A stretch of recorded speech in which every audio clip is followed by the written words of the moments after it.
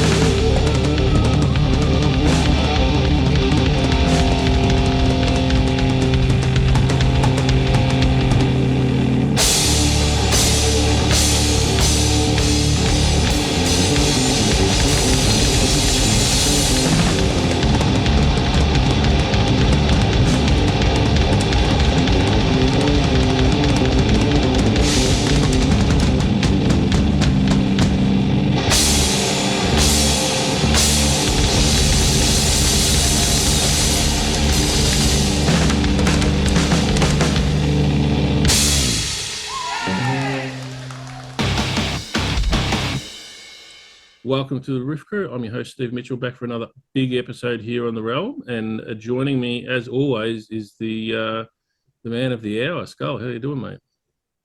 Greetings, ladies and gentlemen in Cyberland. As you know, this is Skull broadcasting from the past, present, and future in the Chamber of the Cosmos. Here with my good friend Steve Oz from Ozland. I'm an off-again, on-again DC bomb rock band Black Manta. Been in the scene for over 35 years.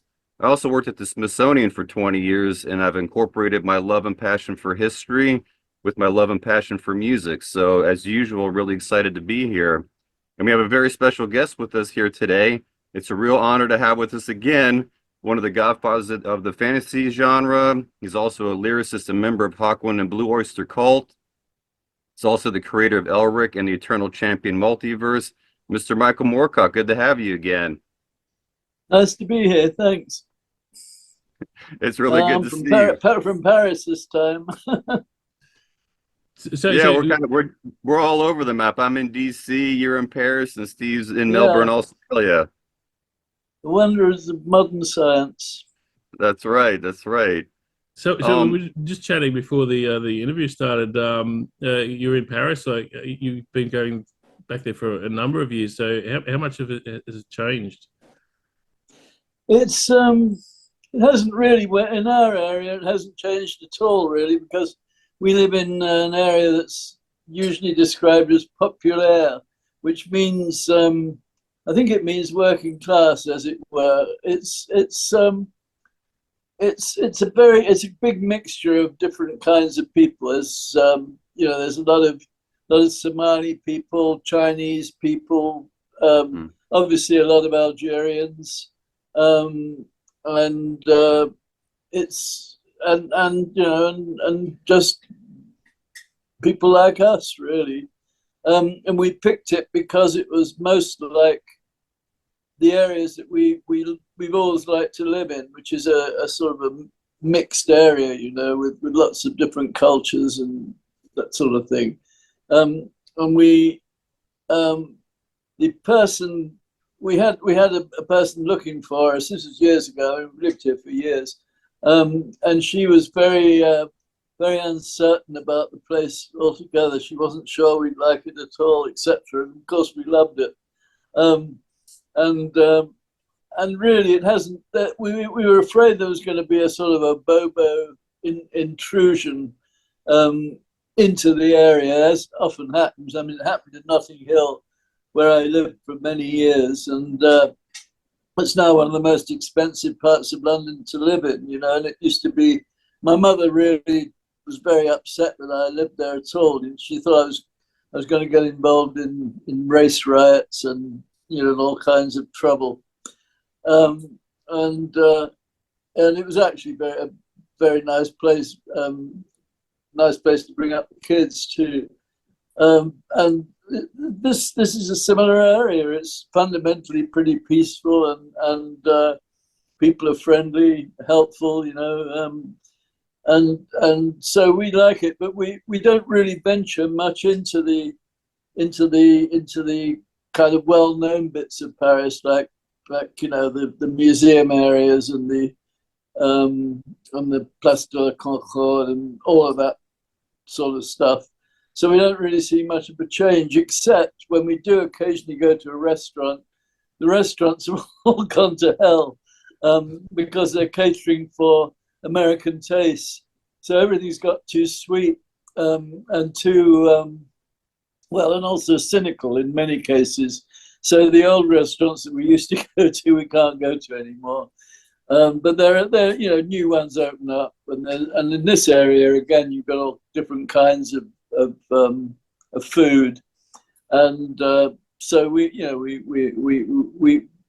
haven't changed. It hasn't changed, but I would say the city had probably, like London, really, the centre has become more like a sort of giant shopping mall, or a sort of Disneyland flavour to it, which tourism will always do, and probably always has done. I mean, there's probably ancient Romans just saying that the capital isn't what it used to be, and all the rest of it. I don't know. You know, it's because I don't go there. I don't really see much of what's happening. You know, when I was first in Paris, the Latin Quarter and the Left Bank were very cheap to live in and very funky. You know, a lot of good music and bookstores, that sort of thing.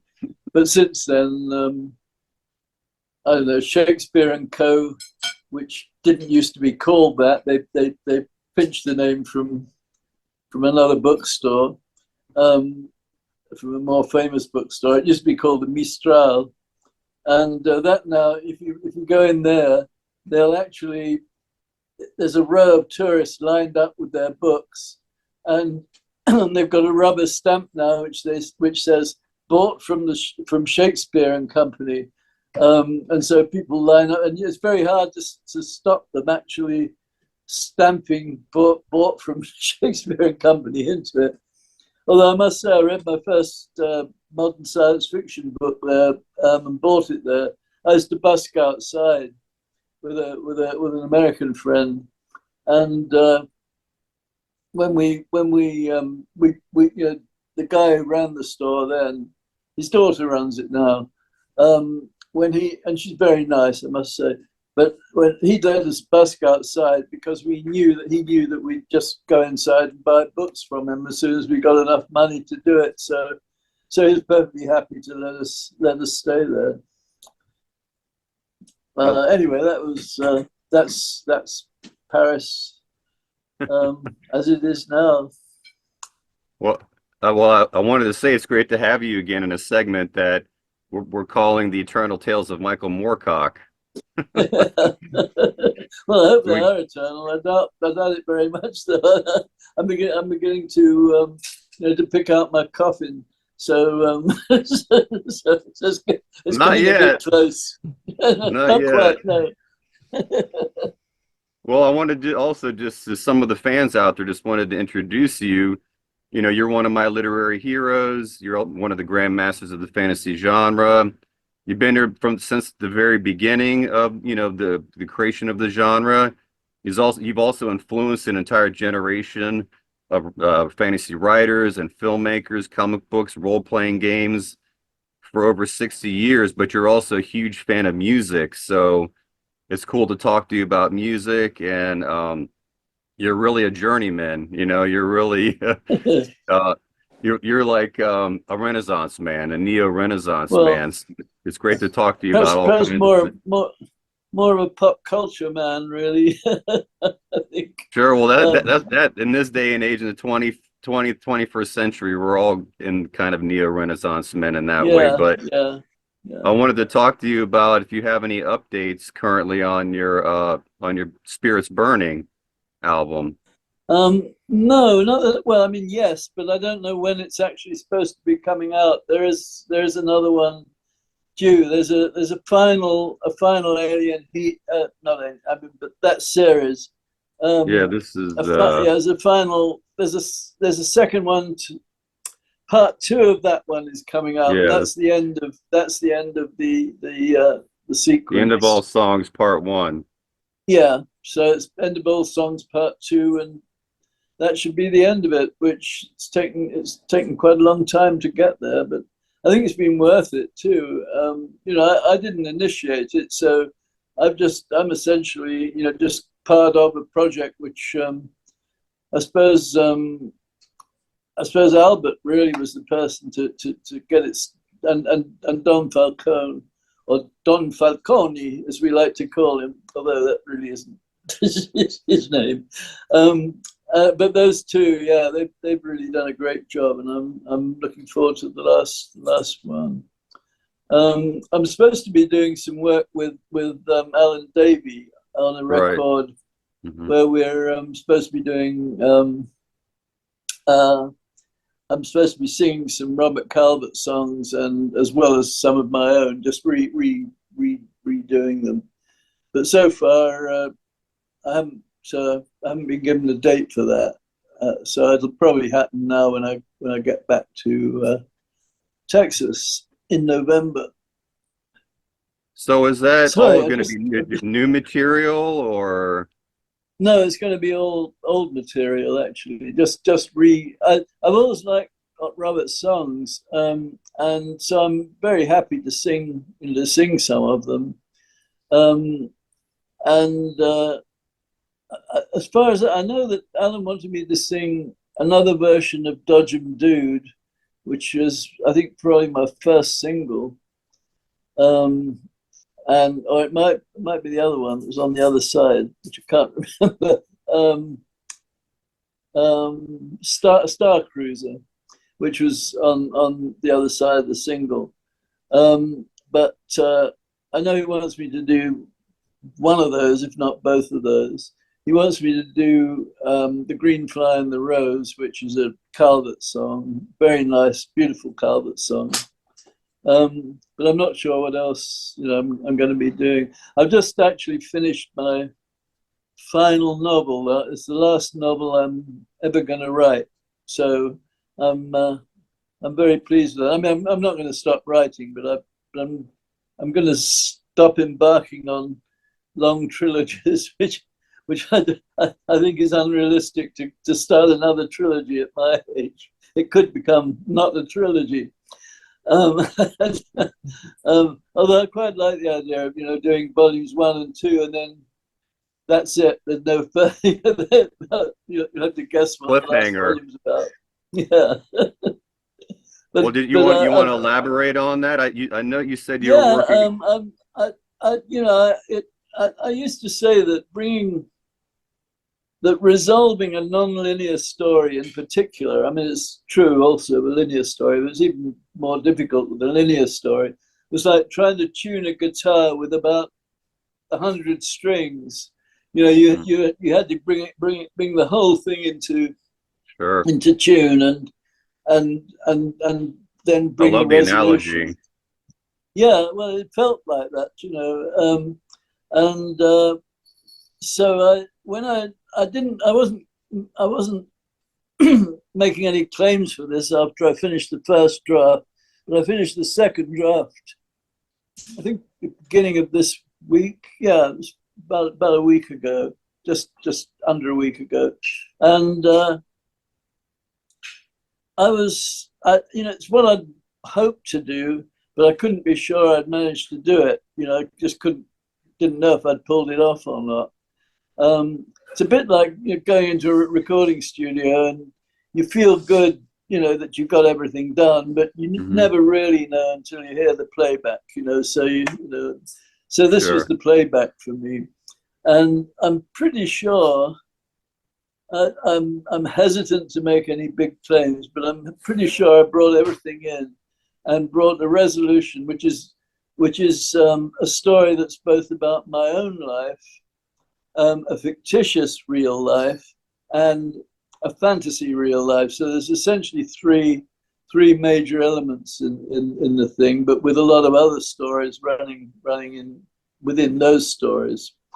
And it's called The Wounds of Albion. It's the last of 3 stories called the Whitefriars trilogy, which began with, I think, The Whispering Swarm, which was years ago. And then it took me a long time to do the second one, which was anyway, the second one, whatever it's called, can't remember the title. And then this one, which actually I got to much sooner. And I think as I say, I think it works. So I've completed the Eternal Champion, not just the Eternal Champion. I've completed the Eternal Champion cycle at least twice now. I mean, in books, it's strictly Eternal Champion books, but this is really bringing everything together. Not just the Eternal Champion books, but everything I've written together in one final volume. So it's it feels very good to me. And when I read it, I was quite proud of myself. I mean, which is Excellent.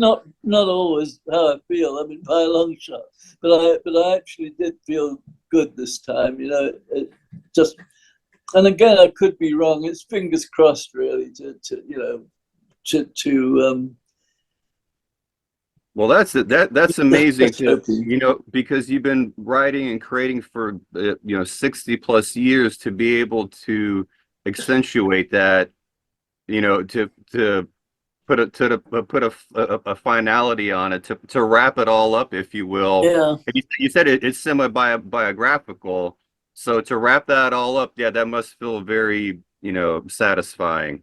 it does. I mean, I started the first novel, at least the first one that survived, was when I wrote when I was 18, called The Golden Barge, and it was a very derivative book. You know, it was just first novel, but it really does seem to me anyway, to go from that to take the themes that I was trying to work with then, and not very successfully, and finally make them work in this last book. So, you know, let's hope. I'm sure, you know, I'm sure there'll be a lot of people saying it's crap, and because they always do. But No, no, never.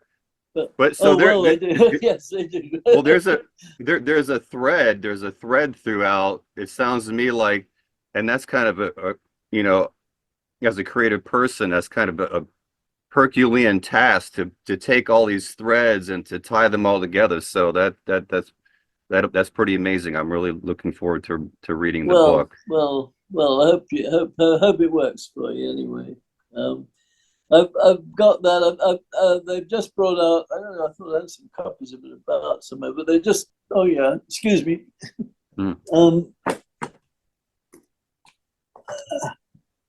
They just brought.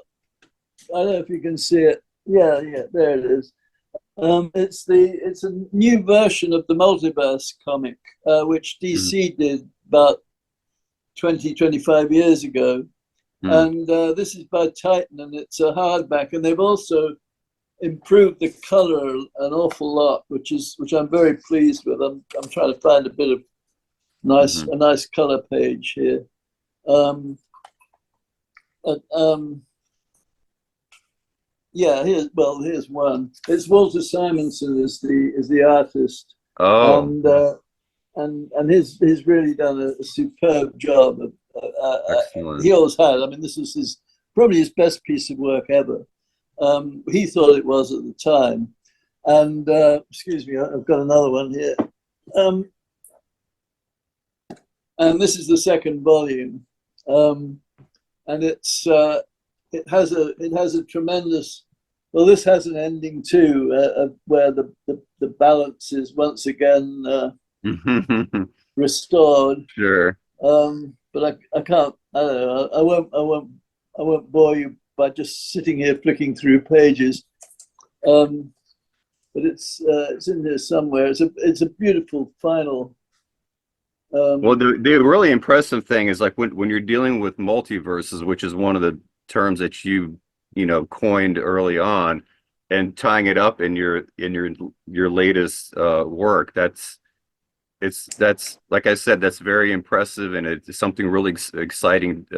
You know, something to really look forward to, and really Yeah. something Well, to think about. here's another page. It's not the page I was looking for, but it's another page from the book. Hmm. And he's just done these marvelous double page spreads, which and Titan worked hard on the color, and it's a very very vivid color. It's more vivid than the original, so I'm very pleased with that altogether. And I don't know how Walter feels. I haven't asked him yet. I don't even know if he's seen a copy yet. But anyway, I'm very pleased with it. So You there's want to that. tell us when the new book is coming out? I don't know actually when because I've got new books coming out.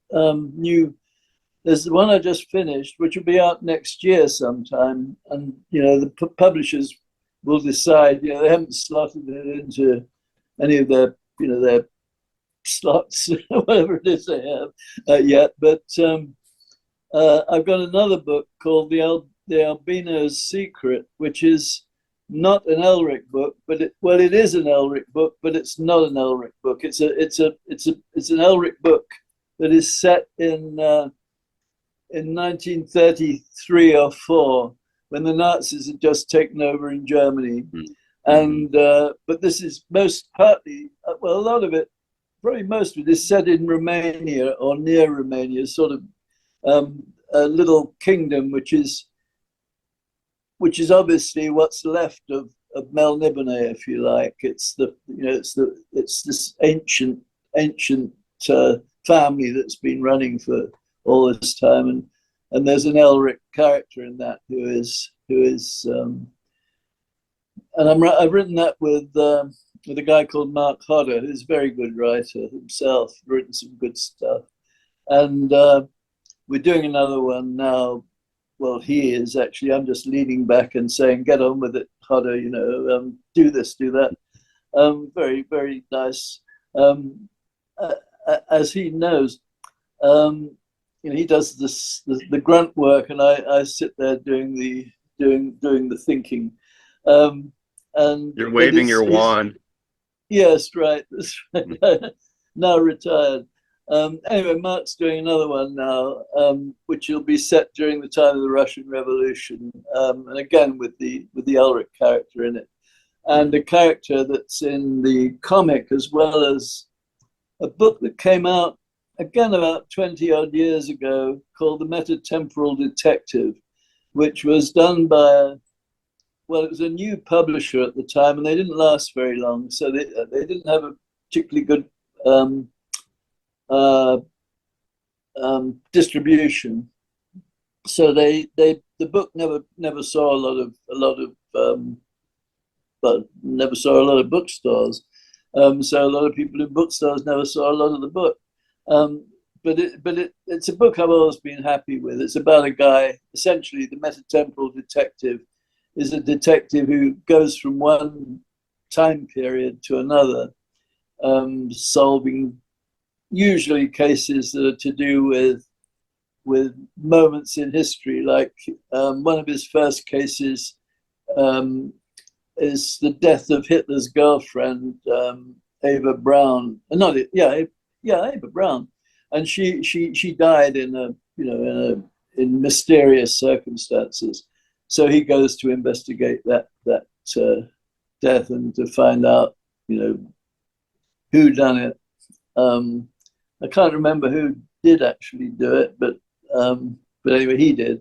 He finds out, and that's in the multiverse comic, and it's also in a story form in the Metatemporal Detective. So we're planning a new version of that book, with Mark doing some of the rewriting, because one of the stories in it, usually if I'm particularly upset with something that's going on, I don't do a very good story about it. So this one was about, I think George Bush had recently taken over as president, and this was before the war. It was to do with his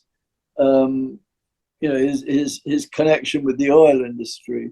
So at the time, living in Texas anyway, I was pretty fed up with with George Bush and what he was doing, sort of stripping. Even then, green stuff was being set back and all the rest of it. And so I got mad at that, and I wrote a story which was about George and his machinations, but it wasn't a very good story. So I want to redo that story if I either redo it or discard it, because it's I like to give readers the best I can possibly give them, and that isn't the best. I did a Trump Jerry Cornelius story too, about 4 years ago, whenever Trump was actually in office. And that's not a very good story either, because it's just, you've got to be able to be cool and stand back from the material. or Your you just passions, get your too. passions took over. Yeah. Mm. So Well, there it I is. wanted to tell you just because we kind of go back to the '60s when we talk, we kind of jump all over the place, but I don't know if we ever really had a chance to talk about in the late '60s, the swing in London period, if you will. There was the two prominent clubs. They weren't around for very long, but there were two clubs, the Middle Earth Club and the UFO Club. Yeah. And I wasn't sure if did you get to frequent those? Did you know anybody in those Yeah, clubs? I did not very much because I had a family to raise at the time, and I Mm. was writing most of the time. But I went down to I went down to both clubs. In fact, it was at Middle Earth. Middle Earth closed pretty quickly, Mm. and it became a rehearsal studio. And I went. There's a guy I knew who was a bass player. He'd heard that Hawkwind needed a new bass player. So I said, well, I'll take you down to Middle Earth where where Dave Brock was basically interviewing new bass players and auditioning. That's the word. Mhm. And so I took him down there with another friend of mine, friend of his, and by the time we got there, the job was filled because that's the first time I really met Lemmy. I'd seen him about in Portobello Road, but I never really got to know him. And it was pretty obvious that Lemmy had got the job Mhm. because he was he was very good, even though he hadn't played bass before that. Not professionally played bass before that. So that's how I remember Middle Earth. Most clubs, basically, you just remember vaguely just a lot of people there, and you can't remember too much which club was which. I mean, even the Marquee, which did last a lot longer, and there were one or two other later clubs that had more punk associations than anything which I also remember, but I sort of remember, but don't entirely remember. By the time the punk clubs were going, Hawkwind was one of the few bands that the punks respected. They thought we were Motorhead. still cool. Yeah. So when we went down there, we were always they'd always be glad to see us. But the difference was that they tended to offer us a chair and a cup of tea, like you might do your favorite modern, your favorite maiden aunt. So we'd get down, and there'd be Susie playing us, or whoever it was, and they'd say, oh, hello, Michael, hello, Linda, because me and Linda were together then. Linda and I were together then. And so we'd get down to say, I think it was the Music Machine, say, in Camden Town, and they'd all be very solicitous and kind because we must have been probably in our late 30s by then, and so Sure. we were elderly people, Sure, and sure, of course. so I probably saw more of the punk clubs, or Mhm. remember more of the punk clubs simply because of that. Because if I was at a club like UFO or Middle Earth, I'd probably be fairly out of it, because I wouldn't have I didn't go down. I didn't go to places without a little help from various now respectable drugs.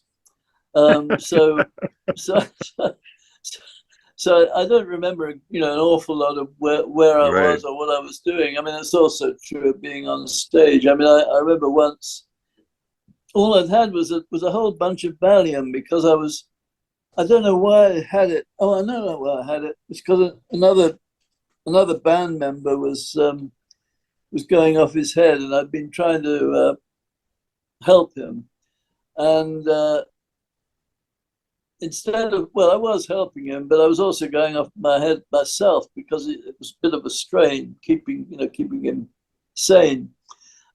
So I'd been taking a lot of Valium just to try and keep sane. And in fact, what it had made me was, which is very unusual for me, was paranoid. And we were playing the Liverpool Stadium, which was a big Liverpool gig. And I was wearing a white suit, which somehow seemed to me inappropriate for the time. I became extremely self-conscious, and as we sort of drove along past the lines of people outside, it was raining, so there were all these poor guys in Afghans and the like, sitting there, standing there waiting to go in. I felt somehow they must hate me, because here I was in my big car, sort of drawing up, and it wasn't Hawkwind's style, to play the rock star. So I felt they must all be really hating me by the time I got in and got on stage. And so I started. I was doing my bit. And I thought the audience was shouting at me, "You're dead," or "You're finished," meaning you're finished. You're dead. You're dead. And I thought, oh God, you're right. I've really, really made a mess, and came off, before the encore, which the encore would usually go on about as long as the gig, and we came off, and Dave Brock was saying, "Wow, they really like you out there, Mike, tonight. They're really going after you. They've torn down the first 3 rows of seats." And I was thinking they'd actually hated me. And what they were saying was, "We thought you were dead," because there's a line in one of my early-ish books from 1970, I think, which says, Michael Moorcock died of lung cancer at the age of 30 in Birmingham. And it was my way of marking a change in my direction as a writer. But of course, people had taken it literally and thought that I was dead. So that's what they were saying. And in fact, it was probably one of my most successful gigs. But I anyway, that and they didn't mind the white suit either. That's awesome. I'm pleased to say. Well, you probably look like an angel, right? Like you had been resurrected in your white suit. Well, I mean, Calvert used to do that sort of thing a lot. I mean, nobody minded him sort of dressing up in fancy duds. Rock and roll, man. Yeah, I guess so. But I was just a little bit self-conscious of, that I wasn't. I just wasn't dressed like the audience. And most of the time I was dressed more or less like the audience. We didn't really change much to go on stage. We just went on stage. And in those days, you dressed pretty much the way you looked. I mean, there's you might change a T-shirt or or a pair of trousers or whatever, but nothing much. There was anyway. I was gonna say that because along with Hawkwind, there was all the counterculture kind of reactionary type bands, and there was the Deviants and the Pink Fairies and the Edgar Broughton Band. And I'm reading a book here. I'm just started reading this book about McFerrin, and I'm reading this book about the Pink Fairies as well. Did you know him? Did you ever come across? Oh yeah, well, initially Mick was very. It turned out Mick was a fan of my books, but he was suspicious of me when I was first involved with what you call the underground, and I'm not sure why that was. Because I was there to help with the trial, the post-Oz trial that Mick was being tried at, and and I thought he did a superb job, by the way. I mean, he defended himself, and he was very, very good. People who defend themselves are not usually that good, and but he was, and I was very impressed. But I didn't really, I knew him, but he was sort of wary of me in a strange sort of way. And it wasn't really until after that trial that we became good friends. And I mean, it was like he felt that maybe I wasn't just pretending to be part of that movement, because I wasn't pretending at all. I mean, I was closely involved in all of it, except for the others trial itself. I didn't much like a lot of the other people, but I liked Mick a lot, and a lot of the other people on IT. And of course, I then started doing a serial, a comic, a Jerry Cornelius comic for IT when Mick was running it. And we often went on with the fairies as well, and the deviants. So I didn't actually. The only real connection I had with Edgar Broughton, who I liked as a performer but didn't know, was that Mal Dean, who was New Worlds' main artist at the time, had done a big poster for them. They'd asked Mal to do this poster, and it was a superb poster. I really liked it. The Edgar Broughton Band, and is all it said. And I had it up in my. Well, I had two houses. One was in Yorkshire, which is a big old stone house with a what do you call it? An attic, and a tower, and the house was called Tower House. And my office was in the tower, and you could see for miles in most directions, because we were on a mountain. But you could see, a good 20 miles across to the sea. And anyway, I had this great poster up in there for years, and I was saying to Linda just recently that I think I must have forgotten to take it with me when we left the house. I had a couple of instruments too, which I somehow lost, which was very weird Epiphone guitar with a great big resonator on the back, sort of guitar-shaped resonator, which I think must have been pre-electric dance band guitar, probably. And I also had a dobro, which I liked a lot. But I somehow, that and various posters and what you might call memorabilia all got lost. Lemmy stole my Conan, my first edition Conan the Conqueror, I think it was, when he stayed there one time. But he left behind a comic, the first #1 of Conan, the Marvel comic. And that was worth a lot more than the Conan book. He took your novel and left the comic book behind? Yeah. So that's classic Lemmy. Well out of the deal. My wife at the time was this was when Hawkwind were first coming up. This was in Yorkshire in the north. When the band was first coming up to Yorkshire and would stay there, my first wife was very. She was more middle class, let's say, than I was in my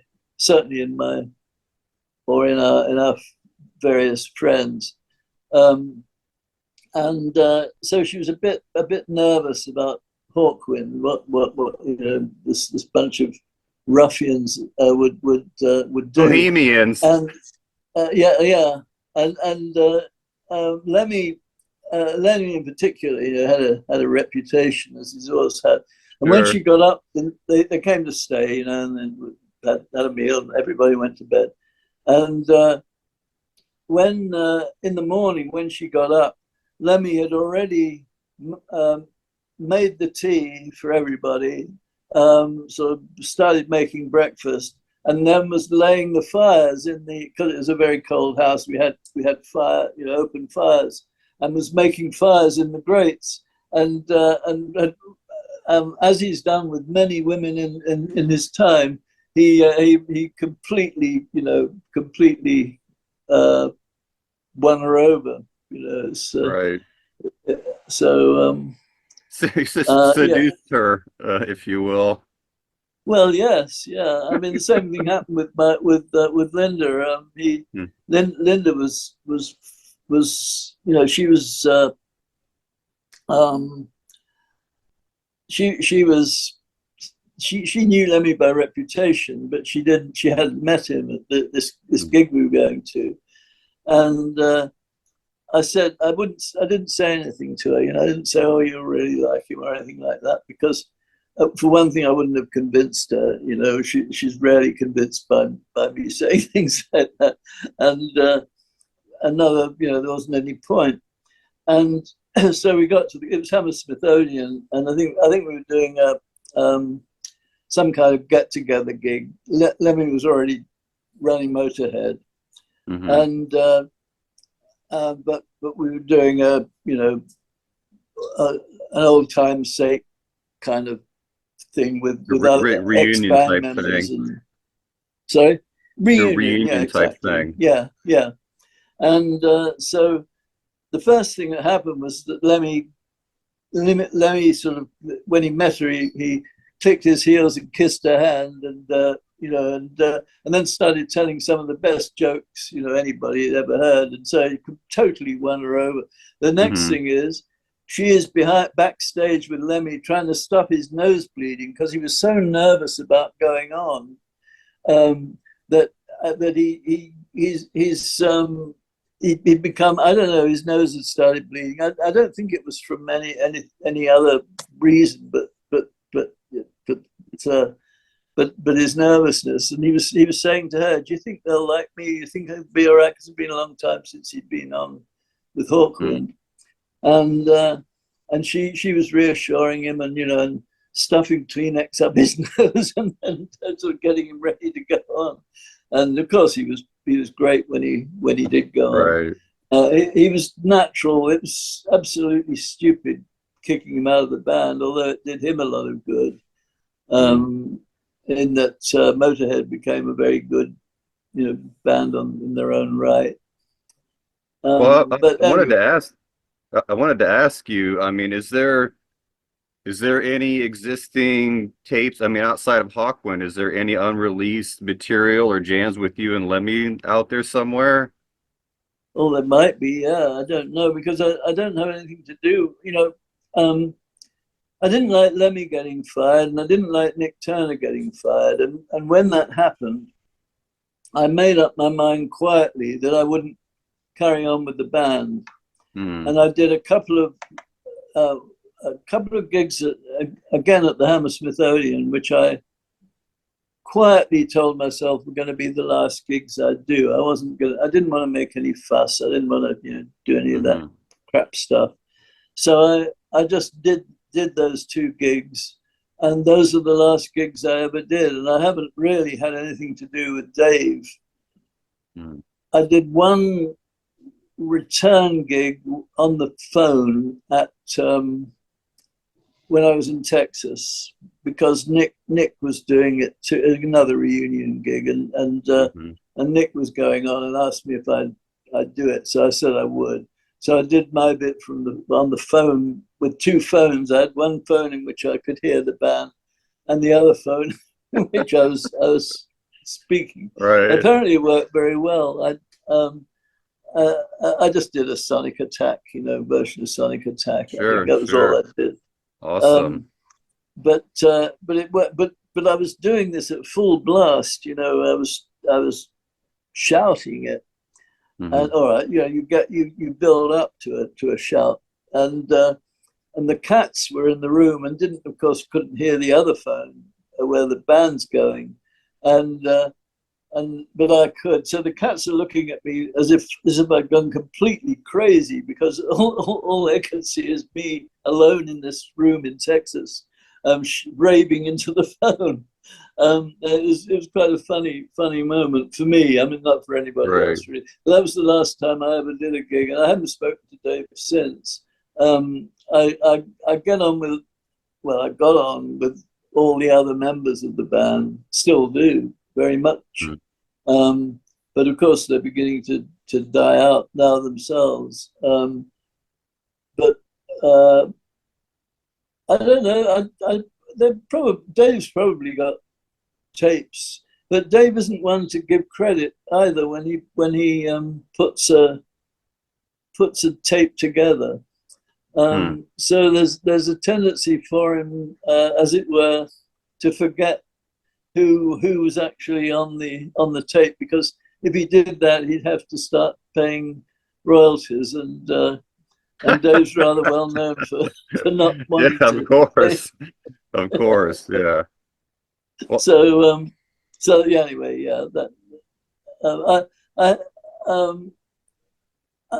had some tapes that were released by Spirits Burning a few years ago, which I did with Pete Pavley, who was in Deep Fix. He also played with Calvert for a short while on a stage play that he was touring. But Pete's a very close friend of mine, and he's a trained cellist, but also a brilliant bass player. And I did a lot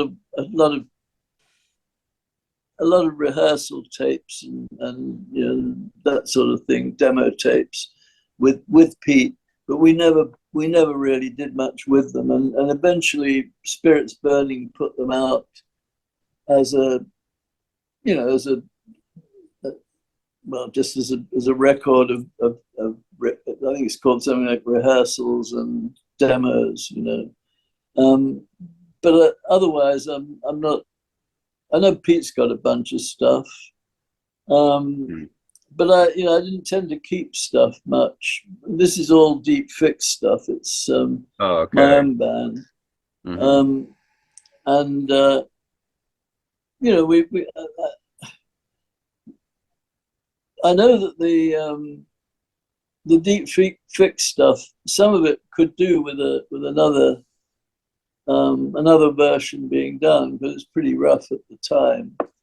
And that's probably why I'm pleased to be doing stuff with Alan Davey, because most of those songs that aren't Calvert's are my songs from the Deep Fix, which I hadn't realized until relatively recently was one of the reasons that we never got any radio play, because they thought we were, you know, Deep Fix. It had to be something to do with drugs, and okay, I got you. And it was actually based on a short story I wrote called The Deep Fix, which actually did have a little to do with acid, but not a whole lot. But that kept me off the BBC for a long time. Right. And I used to wonder, you know, that and the fact that New Worlds had a reputation, you know, for. Well, I was going to say, they say if you remember the '60s, you weren't there, right? Yeah, well, it's pretty much true in my case, I must say, and the '70s for that matter. There are flashes, you know, but I must say, mostly I do remember my kids rather than gigs, you know, because they were probably, you know, they were the most important thing to me. Sure. One question on a tangent is it because I was just the last week or so looking into Beatlemania, and when they exploded, at least in Australia in 1964, I think they had the #1 hit for like 8 of the 12 months of that year. I mean, when you look at the impact that they had, you know, there was anything before like it, nothing since. I mean, what was it like for you? Were you immersed in all of that? Well, Yes, I mean, it was embarrassing because as an underground band, we suddenly, suddenly getting becoming famous, as it were, and getting included in everything. It wasn't really our position. We were supposed to be outlaws, and suddenly, you're outlaws. Right, right. Right. And so I had this gold disc, and I remember Dave Brock said to me, he said, "You want to go around to the office, to the management office, because they've got a gold disc for you." Yeah, for that. And I said, "Oh, all right." And the next time I was around at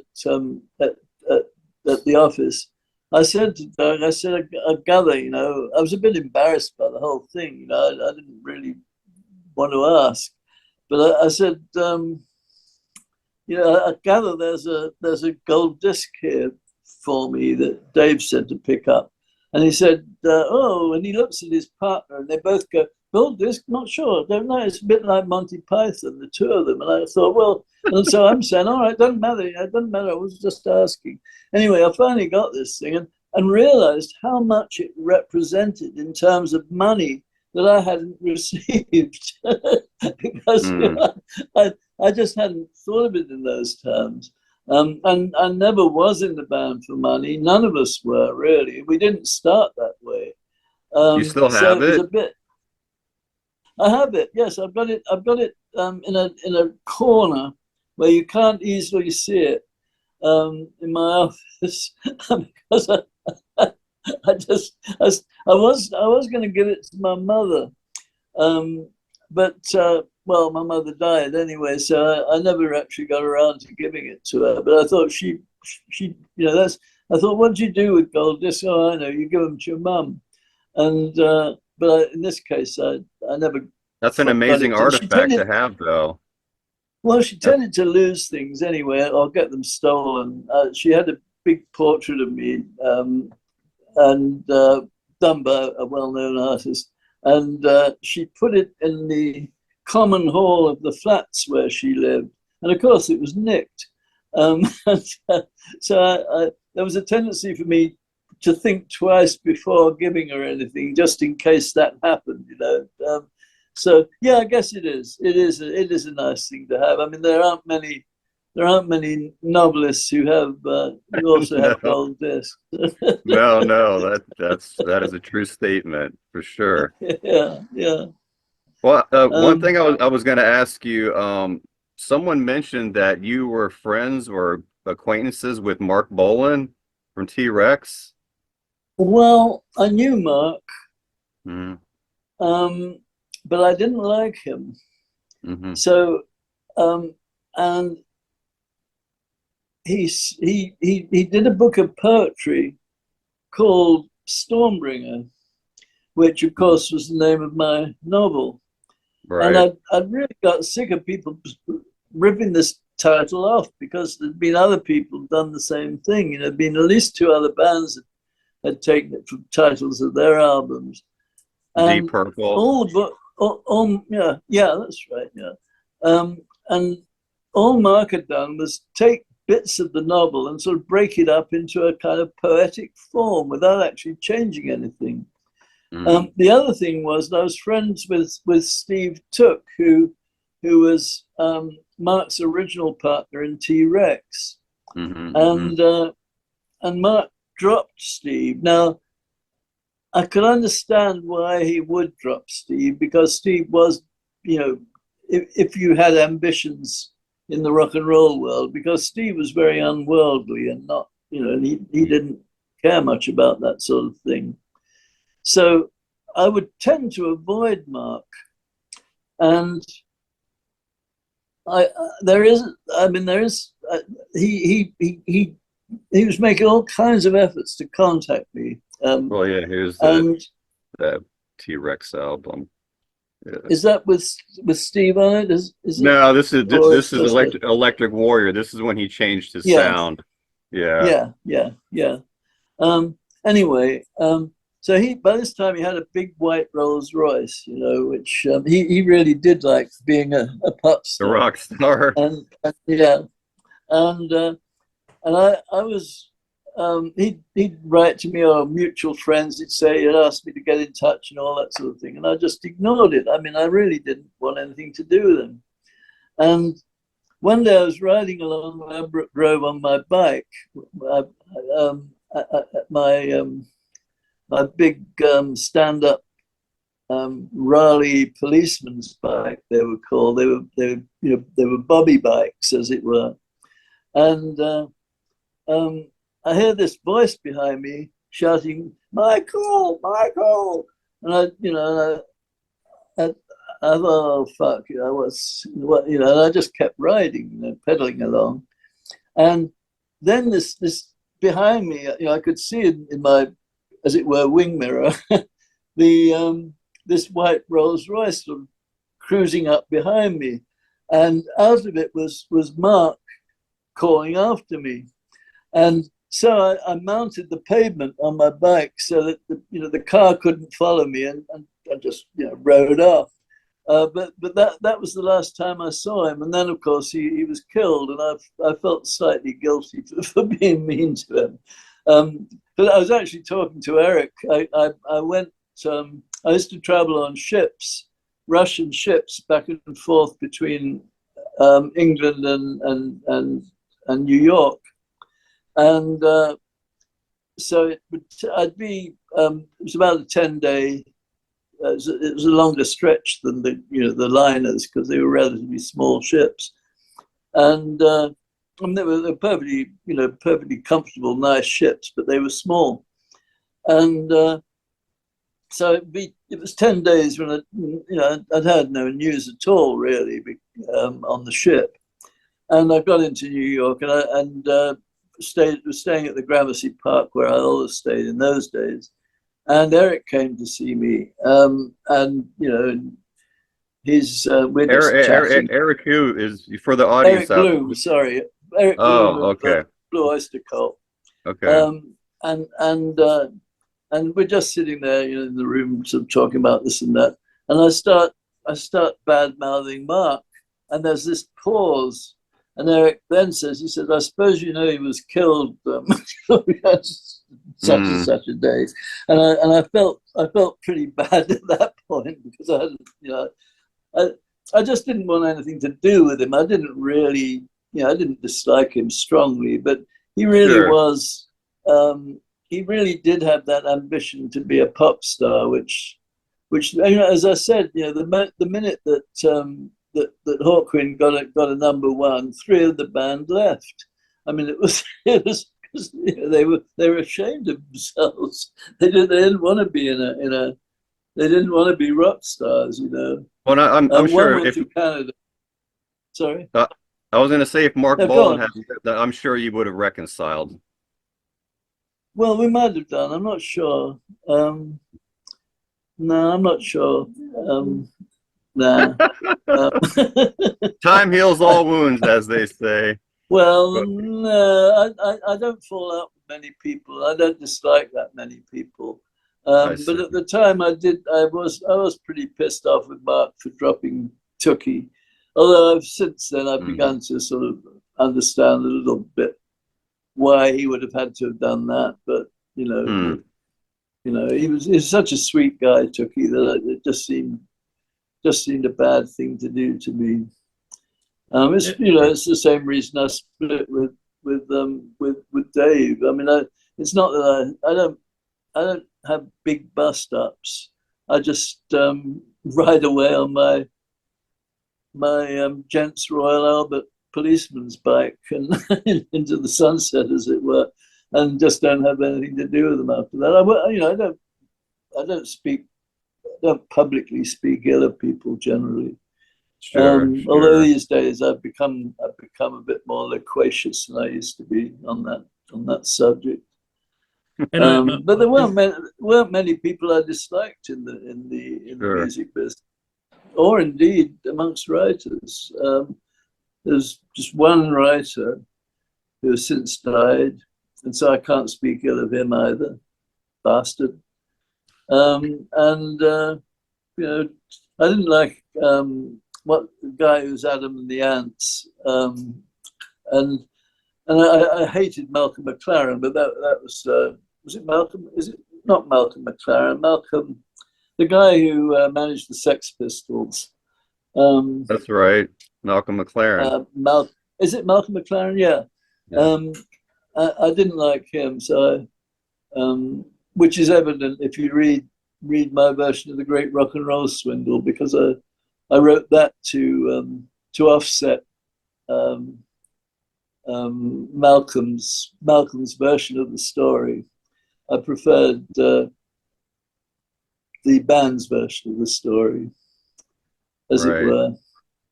And am I right in saying that you met C.S. Lewis? Yeah, I mean, he wasn't hard to meet in those days because there was a science fiction pub where all the SF people, this is in the 50s, where all the SF people would meet. I mean, they went through into the 60s and so on after that, but I mean, it was 50s and 60s for me. It was just around the corner from where I was working on Tarzan Adventures, but that was what, about 57. Oh yeah, it was 57, because I met Lewis, and I was doing a fanzine that I thought I hadn't read any Tolkien, and I knew he was a friend of Tolkien's, and in this fanzine I thought, well, you know, it was a fantasy fanzine, so I thought, you know, I better do an interview with Tolkien. It would seem right. So I said to Lewis, you know, one evening at the pub, I said, you know, I was thinking of doing this interview with Tolkien. He said, oh yeah, well, why don't you write to him? And he just gave me his address, you know, and because there wasn't that up until that, it was in the 60s that the whole kind of Tolkien mania started, you know. Frodo lives. Yeah, and all of that. That was much later. So and Sure. the books were fairly obscure, you know, and they were thought of as being. There was another trilogy by E.R.R. Edison, The Worm Ouroboros, I think, was the first book, and it was associated with that more than anything else in terms of you know, the kind of book it was, obscure but interesting. And so I wrote this letter. Somebody found the copy of the letter I'd written, which is to Tolkien, and it says, "Dear Professor Tolkien, you know, I wonder if you'd let me come and interview you. You know, probably something like I do this fanzine and so on and so forth." And then it goes on to say, I haven't read any of your books, which I hadn't, but you know, I'd still like to interview you. And Tolkien very kindly wrote back, you know, said, well, why don't you come on Tuesday at, you know, 3 o'clock, as it were. And so I went down to Oxford, and you know, he just lived in an ordinary largish house in Oxford, and knocked on the front door, and you know, was let in, and had a cup of tea, and that was sort of it. I don't, you know, and about an hour later, he you know, he looked at his watch and said, I think there's a very good train back to London, you know, at about 4 o'clock. You might want to catch that, as it were, which is the polite way of saying, you know, off you go, lad. I think he thought I was some sort of student, you know. He was very vague, and I think he thought I was a student rather than you know, rather than anything else, because he'd never heard of fanzines. And I remember I was again, it was 57. He got the International Fantasy Award, which was a rocket ship, had nothing to do with elves and dragons and that sort of thing. And he was very puzzled by this. He was invited to a special dinner given so he could be presented with the award. Again, I think Lewis probably helped fix it up, because Lewis was a lot more worldly than Tolkien. and a couple of friends of mine were there. I think John Wyndham was there, and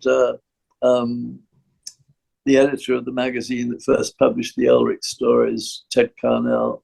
Anyway, they gave him this dinner and presented this award, and he was just completely baffled by the whole thing. I mean, he was polite enough, but not in any way.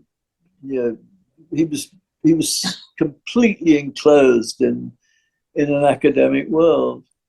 He was also a bit of a snob, you know. He thought this was all a bit low level, you know. Science fiction and all that, you know, sort of stuff wasn't regarded very well by the upper echelons in those days.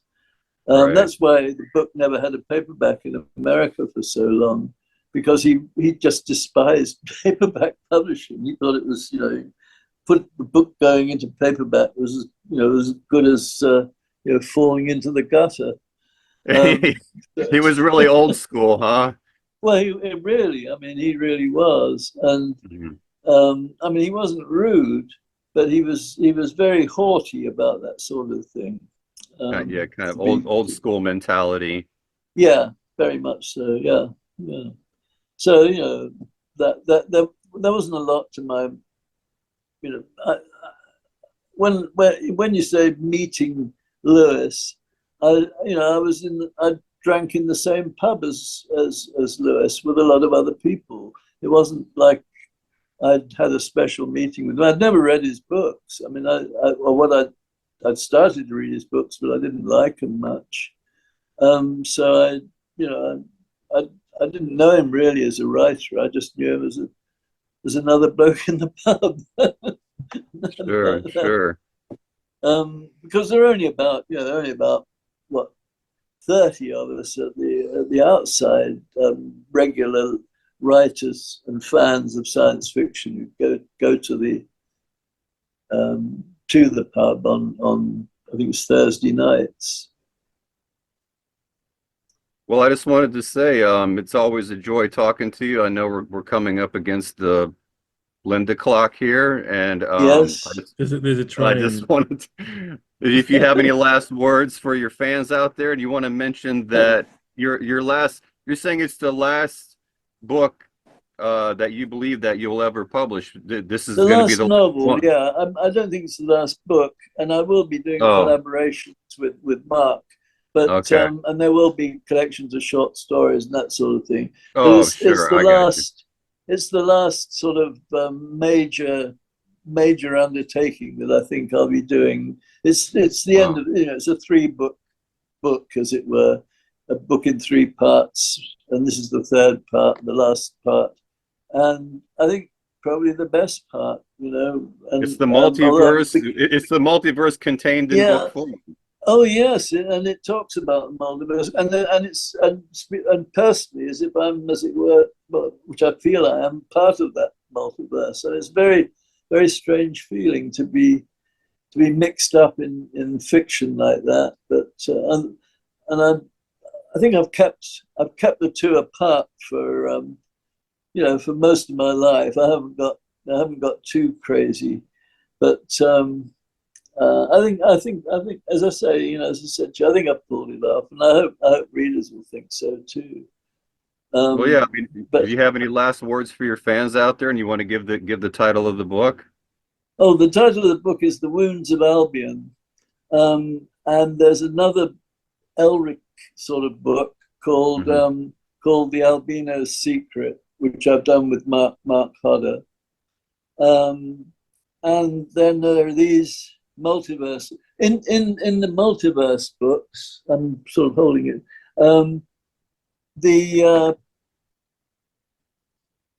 I've got a long explanation as to what the multiverse actually is, which is a much more complicated thing than say the Marvel ripoff, if you like. It's not just a means of telling the same story over again from a different angle or whatever, or reviving some character that was supposed to be dead, you know, and that sort of thing.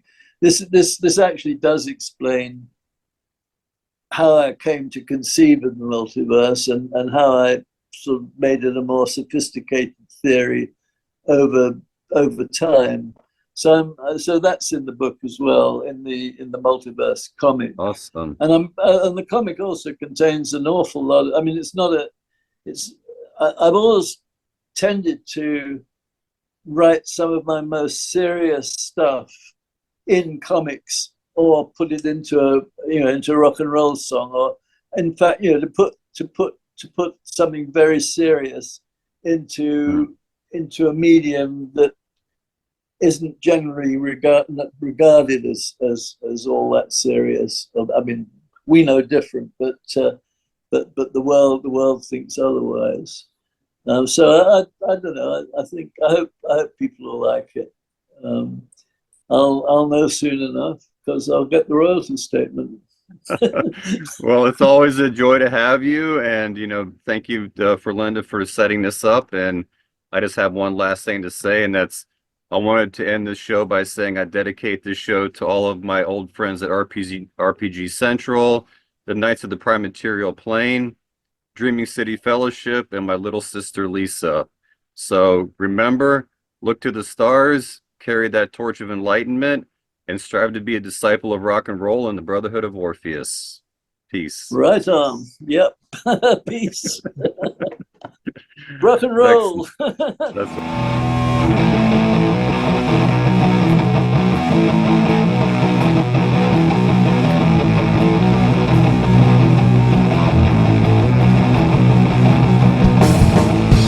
Footprints in the snow.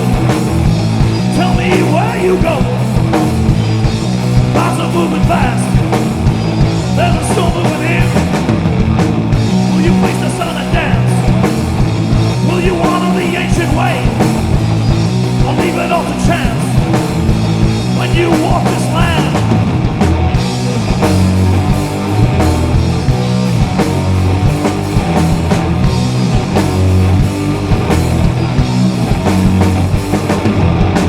is this the way things were supposed to be? Under the black cloud, under your black wing, and all mankind will burn alive. No law, no law.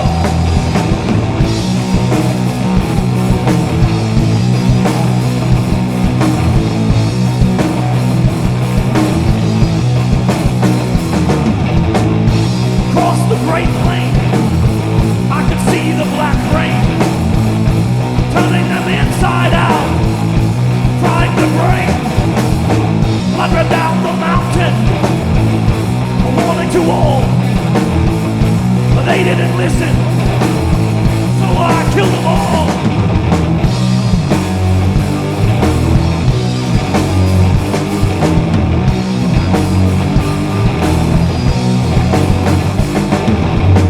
Is this the way things were supposed to be? Under your black cloud, under your black wing, and all mankind will burn alive. No law, no law.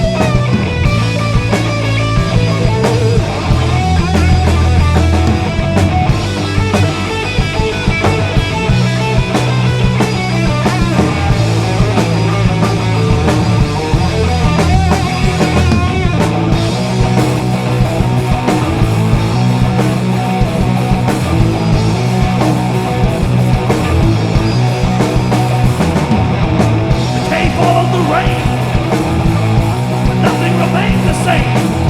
What was written in stone is just clear my eyes and look to the sky. One final shroud beneath the black